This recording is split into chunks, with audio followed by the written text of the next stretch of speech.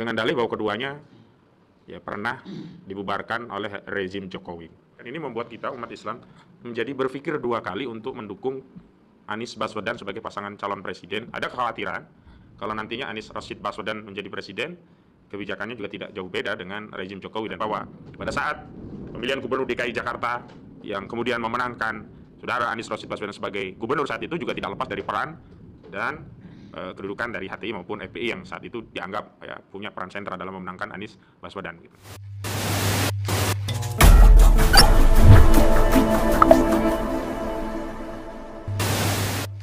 Assalamualaikum warahmatullahi wabarakatuh. Segala puji bagi Allah. Salawat dan salam tercurah kepada junjungan kita Nabi besar Muhammad Shallallahu Alaihi Wasallam. Saudaraku dimanapun kalian berada, kali ini ormas-ormas pendukung HTI, FPI yang notabene sudah dibekukan oleh pemerintah hari ini terancam galau, teman-teman.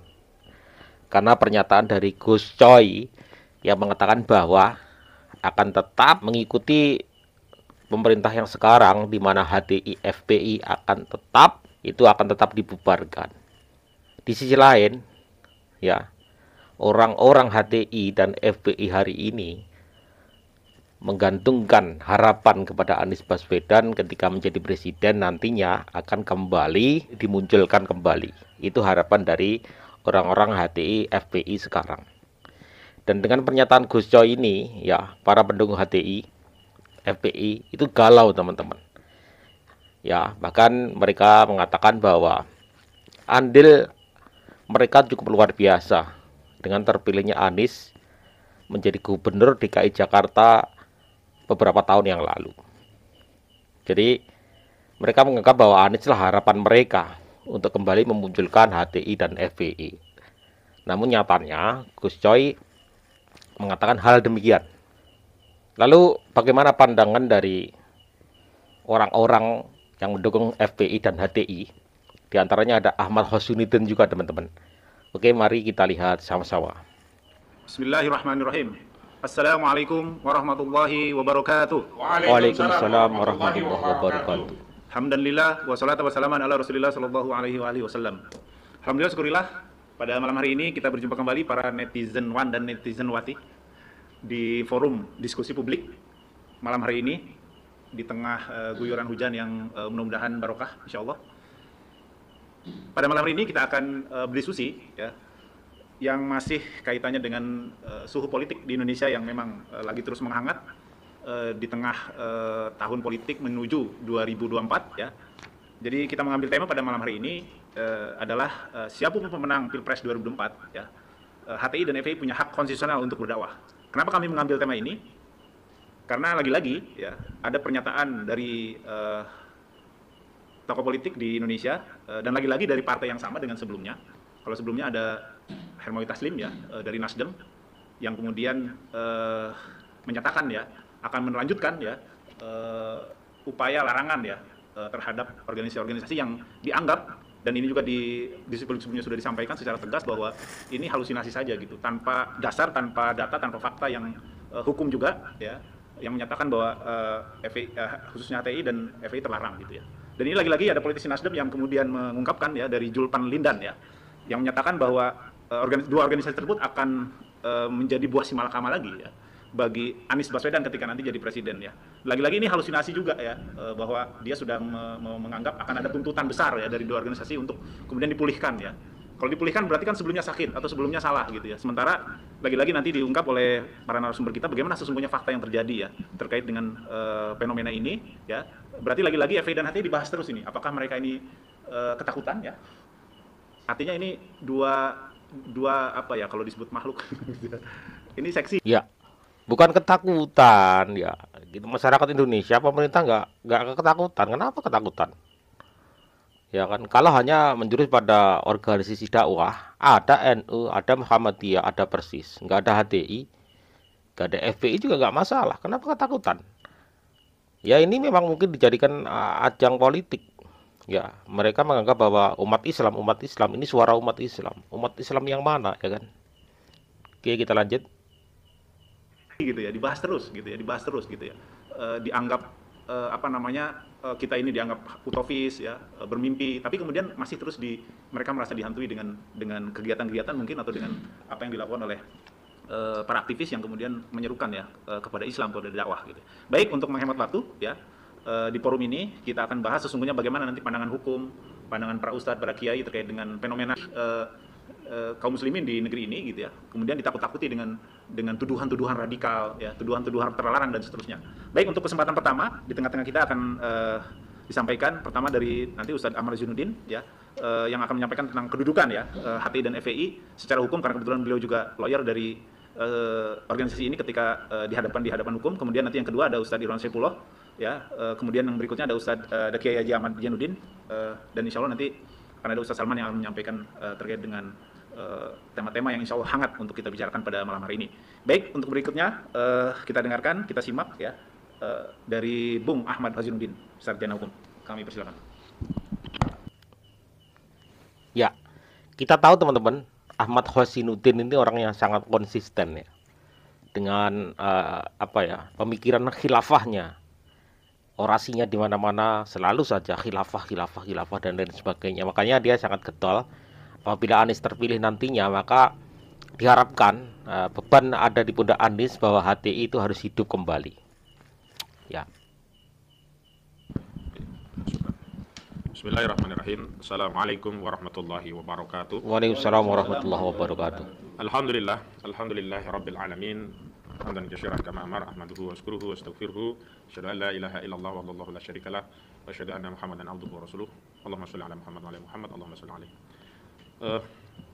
Saya kira saya tidak akan kehabisan waktu untuk terus menjelaskan dan menegaskan tentang kedudukan Hizbut Tahrir Indonesia dan juga Front Pembela Islam adalah organisasi Islam yang tidak pernah dinyatakan terlarang, baik oleh peraturan perundangan, baik oleh keputusan badan atau pejabat tata usaha negara, dan juga termasuk oleh putusan pengadilan.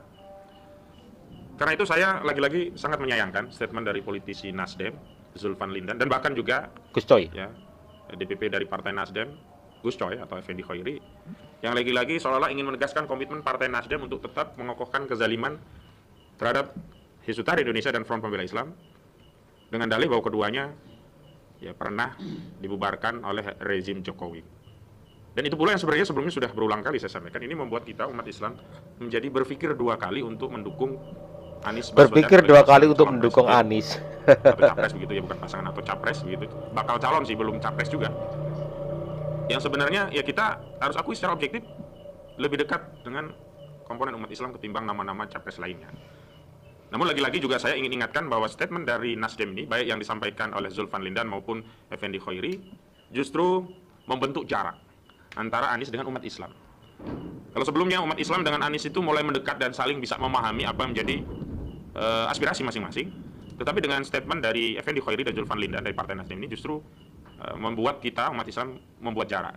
Karena begini, ada kekhawatiran kalau nantinya Anies Rashid Baswedan menjadi presiden, kebijakannya juga tidak jauh beda dengan rezim Jokowi, dan terbukti itu yang kemudian disampaikan oleh politisi Nasdem. Dan memang benar tadi sebelumnya ada Hermawi Taslim yang telah memberikan garansi untuk tetap mempertahankan kebijakan atau keputusan Jokowi yang menyatakan Hizbut Tahrir sebagai organisasi terlarang juga FPI. Walaupun kemarin kita juga sudah tegaskan tidak ada ya pernyataan terlarang atau tidak ada nomenklatur terlarang secara hukum yang ada yang terjadi pada kasus pencabutan Badan Hukum Perkumpulan Hizbut Tahrir Indonesia dan juga penolakan perpanjangan surat keterangan terdaftar atau SKT dari Front Pembela Islam. Yang pertama saya ingin memberikan tanggapan dulu atas statement Zulfan Lindan dari Partai Nasional Demokrat yang menyatakan Hizbut Tahrir akan menjadi buah si malakama bagi Anies Baswedan. Saya ingin tegaskan bahwa pandangan yang menyatakan baik HTI atau FPI akan menjadi si malakama bagi Capres Anies Baswedan juga bagi Capres lainnya adalah pandangan yang berangkat tadi dari rasa kekhawatiran terhadap eksistensi HTI maupun Front Pembela Islam. Dan sekaligus konfirmasi sikap pragmatis gitu. Satu sisi khawatir jika ormas ini kembali eksis dianggap akan tidak sejalan dengan tujuan politik mereka. Sisi yang lain, mereka pragmatis karena juga berharap dukungan politik dari HTI dan juga FPI. Dan itu terkonfirmasi dari apa yang disampaikan oleh Zulfan Lindan bahwa pada saat pemilihan gubernur DKI Jakarta yang kemudian memenangkan saudara Anies Rashid Baswedan sebagai gubernur saat itu juga tidak lepas dari peran HTI dan FPI kan. Kemenangan Anies Baswedan tidak lepas dari HTI dan FPI. Punya peran sentral dalam memenangkan Anies Baswedan gitu. Yang pertama saya ingin tegaskan bahwa HTI dan FPI sebagai ormas Islam yang tugas utamanya adalah dakwah amar ma'ruf nahi munkar, dalam kacamata yang objektif, dalam perspektif konstitusi, dalam perspektif agama, apalagi ya agama Islam ya, tidak akan pernah membuat pemimpin-pemimpin itu menjadi ambigu atau simalakama. Justru presiden siapapun ya, dia butuh ya, check and balance, butuh koreksi, butuh didakwahi, butuh masukan, butuh pandangan, butuh pendapat, butuh nasihat. Dari siapa? Dari siapa saja. Termasuk dari ormas Islam, dalam ini HTI dan FPI. Jadi tidak perlu khawatir dengan adanya dakwah yang dilakukan oleh HTI dan FPI. Sebab HTI dan FPI kalau mereka berdakwah itu motivasinya murni untuk amar ma'ruf nahi munkar dalam rangka mencari ridha Allah dan hanya berharap balasan dari Allah. Gitu. Berbeda kalau kritik itu berasal dari partai, bisa itu akan menjadi simalakama karena partai biasanya mengkritik minta posisi menteri, minta APBN dialokasikan untuk kegiatan mereka, minta mereka jadi komisaris BUMN, minta mereka jadi direktur BUMN, itu yang bikin dilematis. Sementara Hizbut Tahrir Indonesia dan Front Pembela Islam ketika menyampaikan ya kritik, menyampaikan muhasabah lil hukam, melaksanakan aktivitas dakwah amar ma'ruf nahi munkar, itu motivasinya hanya dalam rangka untuk menjalankan kewajiban agama, yakni dakwah amar ma'ruf nahi munkar, dan keinginannya tujuannya adalah untuk mencari ridha Allah berupa pahala dari Allah. Tidak akan pernah ada narasi kemudian misalkan nih ya, nanti kalau yang jadi presiden misalkan Anies Baswedan, ada HTI dan FPI, mereka kritik terus, nanti posisi menteri buat mereka berapa nih? BUMN untuk teman-teman HTI berapa nih? Ya, udah direksi bagiannya, nggak ada sama sekali. Saya jamin nggak ada. Jadi kalau nggak ada itu apa yang dikhawatirkan gitu loh. Bukan hanya Pak Anies, capres lainnya. Apa yang dikhawatirkan dari Hizbut Tahrir Indonesia dan juga Front Pembela Islam. Karena itu, apa argumentasinya Zulfan Linden menganggap isi malakama gitu? Kalau kemudian umat Islam dalam Hizbut Tahrir dan Front Pembela Islam menuntut ya penguasa mengembalikan hak konstitusionalnya, yakni berdakwah lagi karena sebelumnya hak konstitusional itu dirampas oleh rejim Jokowi. Kemudian ketika bergulir kekuasaan baru, ada presiden baru, dan Hizbut Tahrir Indonesia dan Front Pembela Islam menuntut kembali haknya, hak konstitusionalnya. Lah ini wajar, kecuali konstitusi sudah dihapus. Nggak ada lagi hak untuk menjalankan aktivitas dakwah, nggak ada lagi hak konstitusional untuk menyampaikan pendapat dan berorganisasi. Padahal kita tahu ada pasal 28 Undang-Undang Dasar 1945 di ayat konstitusi pasal 28 ini jelas ya, negara konstitusi itu menjamin kemerdekaan berserikat, berkumpul dan menyampaikan pendapat. Ketika Hizbut Tahrir Indonesia dan Front Pembela Islam ya meminta kembali hak konstitusionalnya, itu tidak peduli kita dengarkan dulu teman-teman ya, presidennya, nanti memang kita harus memberikan komentari. itu. Bukan karena misalkan didukung dapat suara, bukan, karena itu hak konstitusional. Kalau hak konstitusional sebagai penguasa yang baik, presiden yang baik, siapapun nanti penggantinya, tentu akan memberikan kembali hak konstitusional dari setiap warga negara dalam ini untuk berserikat, berkumpul, dan menyampaikan pendapat. Dan itu yang dulu pernah dirampas oleh negara, pernah dizalimi oleh rejim. Loh, apa kemudian legasi kezaliman ini mau dilanjutkan oleh Nasdem? Siapapun capres yang didukung Nasdem akan melanjutkan kezaliman. Ya, legasi kezaliman kepada FPI dan HTI. Terus itu kemudian akan dibawa sampai anak cucu. Kan itu keliru. Ya, teman-teman. Ya benar. Berapi-api banget Ahmad Kosinudin mengatakan hal itu. Iya, memang benar. Ya, akan tetapi ada pemikiran negara ya yang lebih jauh dari hal itu semua. Tentang masa depan Pancasila, demokrasi dan Undang-Undang Dasar 1945, Pancasila, Bhinneka Tunggal Ika. Ya, kita tahu ya. Kita tahu semua tentang jejak digital. Bagaimana seorang Ahmad Kosinudin meneriakkan tentang khilafah ya. Bagaimana juga HTI dilarang di 20 negara di dunia. Bahkan Cina juga menyatakan bahwa HTI adalah organisasi teroris. Ada banyak negara Islam juga melarang. Di antaranya ada Malaysia, ada Yordania, ada Arab Saudi melarang keberadaan HTI ini karena mereka menganggap bahwa HTI akan merusak keberlangsungan sebuah negara dengan menanamkan paham-paham tertentu tentang khilafah dan lain sebagainya. Ya. Lalu bagaimana pendapat kalian semua? Silakan tulis di kolom komentar. Terima kasih, mohon maaf atas segala salah kata. Billahi taufiq wal hidayah. Assalamualaikum warahmatullahi wabarakatuh.